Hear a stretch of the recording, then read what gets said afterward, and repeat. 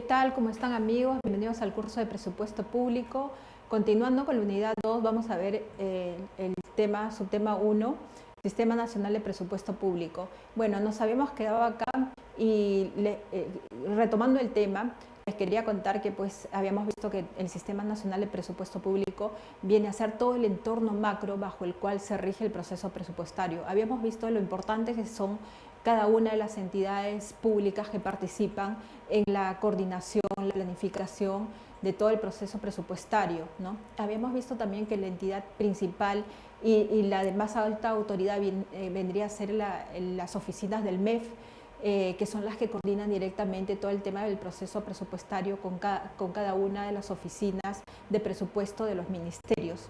Habíamos visto las funciones principales de cada una de las oficinas y bueno, viendo específicamente la función principal de la oficina de presupuesto, habíamos visto que una de sus funciones principales es la de elaborar el presupuesto público, pero no solamente elaborar, sino coordinar estrechamente con el MEF todo el proceso presupuestario.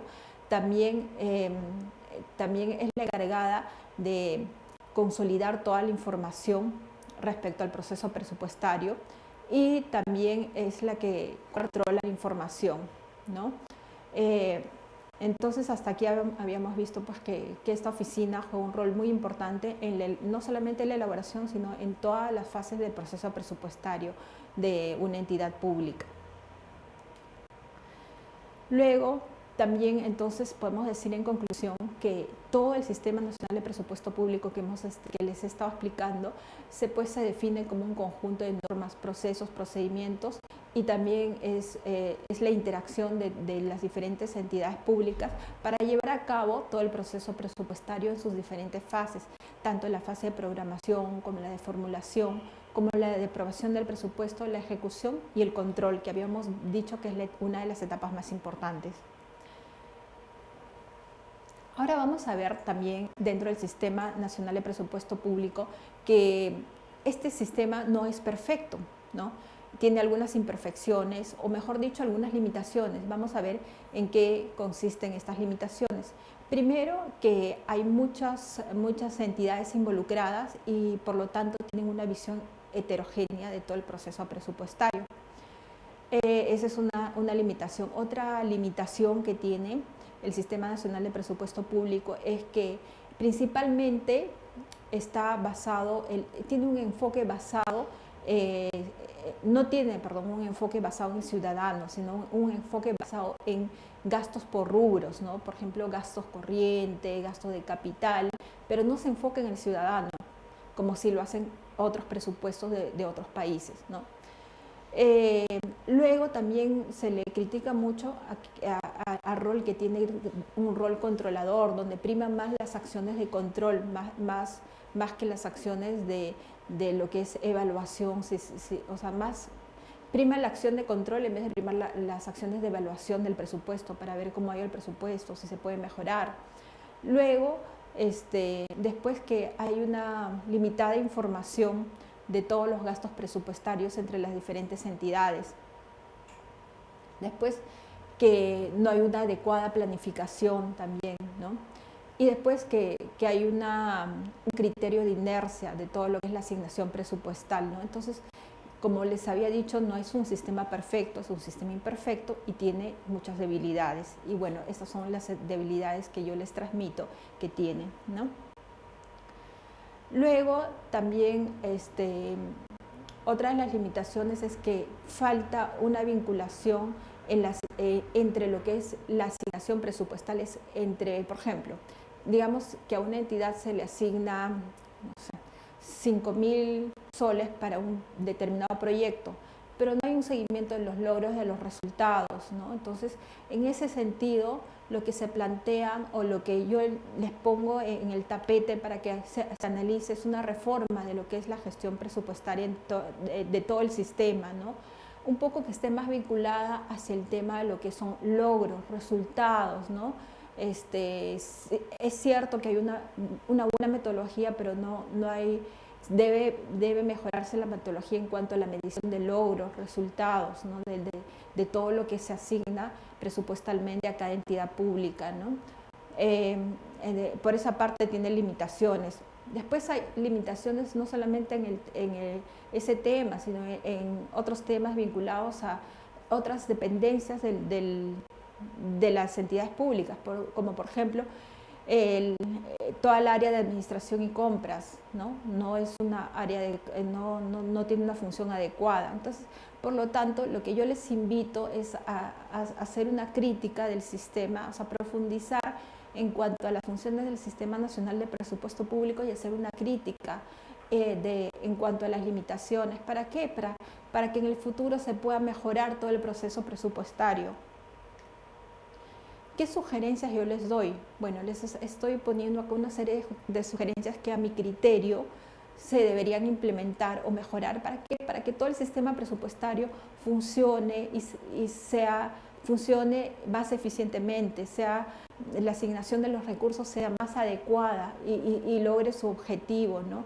De poder lograr un beneficio real hacia los ciudadanos, ¿no? O beneficio en cuanto a resultados de programas, de proyectos, de actividades, ¿no? ¿Qué sugerencias le doy? Primero, contar con una programación a mediano y largo plazo sobre la planificación de metas y objetivos que se debe alcanzar, ¿no? No solamente ver el corto plazo, sino el largo plazo. Luego, algo muy importante también, que se debe conocer el impacto de las medidas gubernamentales en aquellos programas que se implementan. Por ejemplo, si es que, digamos, ahora el Ministerio de Comercio, Exterior y Turismo implementa nuevos programas, entonces preocuparse por hacer un seguimiento de cuáles fueron los resultados de esos nuevos programas, qué impactos tuvieron, ¿no? Y esa información que salga a la luz pública. Luego, dimensionar ciertos gastos significativos, ¿no? Por ejemplo, también hacer un seguimiento de ciertos gastos grandes que se realizan, por ejemplo, en proyectos de inversión pública, ¿no? Pero que proyectos multianuales, hay proyectos que no estamos hablando que duran un año, proyectos que duran 5, 10 años, hacer un seguimiento de los gastos de esos proyectos. Luego, mejorar todas las decisiones, tanto a nivel sectorial como global. Y luego se debe orientar a las entidades, o sea, también se debe formar una especie de asesoría en cuanto a temas presupuestales para poder orientar a cada una de las entidades o asesores de los ministerios, ¿no? Esas son las principales sugerencias que les doy. Luego también se debe revisar toda la escala de prioridad de prioridad de proyectos, tanto en el corto como en el largo plazo, ¿no? Y ver cuáles son los más resaltantes. Luego se debe, como les había dicho, hacer un seguimiento de la programación de todos los proyectos que son de largo alcance, que duran más de 3 años.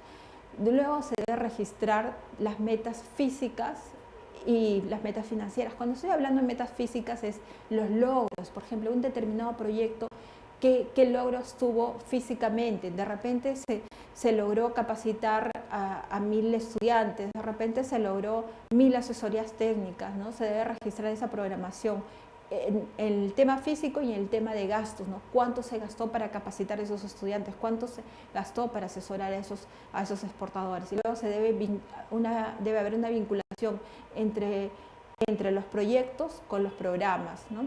Presupuestales. Esas son las principales sugerencias. Luego, continuando con este tema, también algo muy importante de todo el Sistema Nacional del Presupuesto Público, y que ya lo venía mencionando anteriormente, es el tema de las leyes, que está enmarcado en leyes, en normas, ¿no? La primera ley que enmarca todo el Sistema Nacional del Presupuesto Público es la Constitución. Luego tenemos la Ley General del Sistema Nacional de Presupuesto Público, que es la Ley 28.11.2. Luego tenemos la Ley de Responsabilidad y Transparencia Fiscal, que es la 27.24.5. Luego tenemos la Ley del Procedimiento General y Administrativo, es decir, la que ve todos los procesos en general administrativos. Luego también tenemos el artículo 31 de la Ley 28.41.11, que establece que la Contraloría y todos los órganos internos deben supervisar todo el tema de lo que es la gestión del presupuesto. Y luego, finalmente, el Congreso pues, es el que fiscaliza también la ejecución del presupuesto, ¿no? Entonces, como hemos visto, todas esas leyes son importantes para que funcione bien todo el sistema presupuestario. Ahora, quería detenerme un poco en lo que es el marco jurídico, ¿no? Quería detenerme un poco en el artículo 77, que nos dice que en cuanto al Sistema Nacional de Presupuesto Público, que es la administración económica y financiera del Estado, y se rige por el presupuesto que anualmente aprueba el Congreso, es decir, que anualmente va a aprobar el Congreso el presupuesto, ¿no? Y que la estructura del presupuesto está formada por el gobierno central y las instancias descentralizadas, es decir, los gobiernos locales, las municipalidades, ¿no? Y que los recursos se van a asignar equitativamente para su programación y ejecución. Cuando hablo de ejecución, les estoy hablando, significa el gasto, ¿no? Y que va a responder pues, a criterios de necesidades sociales, de descentralización. Ahora vamos a ver qué nos dice el artículo 78 de la Constitución. Primero, que los proyectos de ley, no solamente el presupuesto, sino de endeudamiento, de equilibrio, se van a remitir al Congreso. Y el proyecto presupuestal siempre debe estar equilibrado, o sea, nunca debe haber un déficit. Y que si es que hubiera un déficit, no puede cubrirse con empréstitos, algo muy importante. Luego acá les quería mostrar un casito práctico, ¿no? En realidad es un presupuesto de un ministerio, ¿no? Dice, vamos a ver un caso práctico, es un presupuesto del Ministerio de Relaciones Exteriores. Por un lado tenemos el presupuesto para el año 2016. El presupuesto, como podemos apreciar acá en el cuadro, está en rubros, todo lo que son gastos corrientes, ¿no? Estos gastos corrientes quería explicarles que engloban gastos de personal, en lo que es contratación a personal, engloba todo lo que es gastos para pensiones, engloba todo lo que son gastos para comprar bienes, pero también para comprar servicios, otros gastos corrientes, ¿no? Y gastos de capital. ¿A qué se refiere con gastos de capital? Se refiere, son por ejemplo compras, adquisiciones de maquinarias, vehículos, activo fijo, ¿no? Entonces, en total, como podemos ver, este ministerio tiene un presupuesto de 577.657.149, ¿no? Distribuidos en los rubros que les estoy mencionando.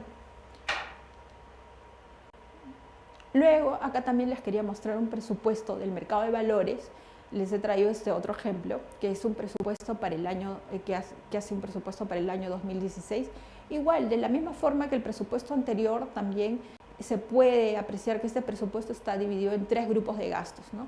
Los gastos corrientes, que vienen a ser contratación de personal, obligaciones sociales, gastos referidos a pensiones, otras prestaciones, después todo lo que son compra de bienes, compra de servicios. Acá tenemos un rubro de donaciones y transferencias, otros gastos, y luego los gastos de capital son los gastos que engloban adquisición, por ejemplo, de autos, computadoras, de activo fijo, ¿no? Y como podemos ver en este caso que les he traído en este ejemplo, el presupuesto total de la Superintendencia Nacional del Mercado de Valores es de 63.185.578 soles. Luego, vamos a continuar con el siguiente tema, que es tipos de presupuesto. Bueno, después de haber hablado de todo lo que es el Sistema Nacional de Presupuesto Público, vamos a hablar qué tipos de presupuesto existen. Quizás ustedes se habrán preguntado, bueno, pues un país puede diseñar un solo tipo de presupuesto, ¿hay una sola metodología? No, hay muchas metodologías para poder diseñar el presupuesto. Algunos países por conveniencia optan por una metodología que generalmente es el presupuesto tradicional. Vamos a ver qué tipos de presupuesto. Hay 5 tipos de presupuesto. El primer tipo es el presupuesto tradicional. ¿En qué consiste este tipo de presupuesto? Consiste en, digamos, agrupar los gastos por gastos corrientes, gastos de capital, un poco lo que hemos visto en el ejemplo anterior, ¿no? Gastos por rubros.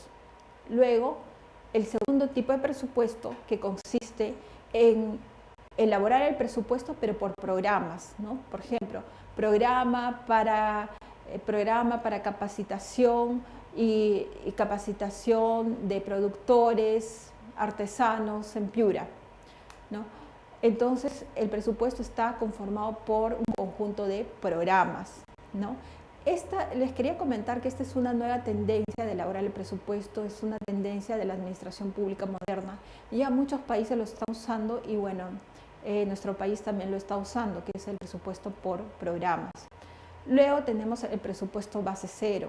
En este presupuesto base cero generalmente se hace un análisis de costo-beneficio, ¿no? En realidad yo voy a incurrir en un gasto o voy a estimar un presupuesto de un gasto si es que me va a salir, si hago una comparación costo-beneficio y bueno, y realmente el beneficio va a ser mayor que el costo. Y si es una prioridad para, los temas sociales también, para los temas de gobierno. Y luego el presupuesto por resultados, que también es la última tendencia en lo que administración pública se refiere, es elaborar el presupuesto, pero estableciendo metas de resultados, tanto metas físicas, indicadores más que todo físicos, indicadores financieros. Y luego, finalmente, el último presupuesto es el presupuesto multianual. ¿En qué consiste este presupuesto? Pues consiste en hacer un presupuesto, pero a largo plazo, ¿no? Asignar gastos, generalmente proyectos a largo plazo, mayores a 3, 4 años. Entonces, esos son los diferentes tipos de presupuesto. Vamos a ver en detalle cada uno de ellos y las principales características para que ustedes puedan así conocer todos los métodos y poder establecer el método más conveniente, ¿no?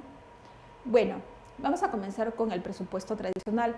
Como les había dicho, principalmente se basa en la asignación de recursos, tomando en cuenta, por ejemplo, adquisición de bienes y servicios según la naturaleza del destino. Por ejemplo, si yo estoy trabajando en el Ministerio de la Producción y voy a adquirir una flota de automóviles, pues asignaré, y si estoy encargada de elaborar el presupuesto tradicional, pues asignaré este rubro de compra de automóviles al gasto de capital. ¿Por qué? Porque es un activo fijo, ¿no?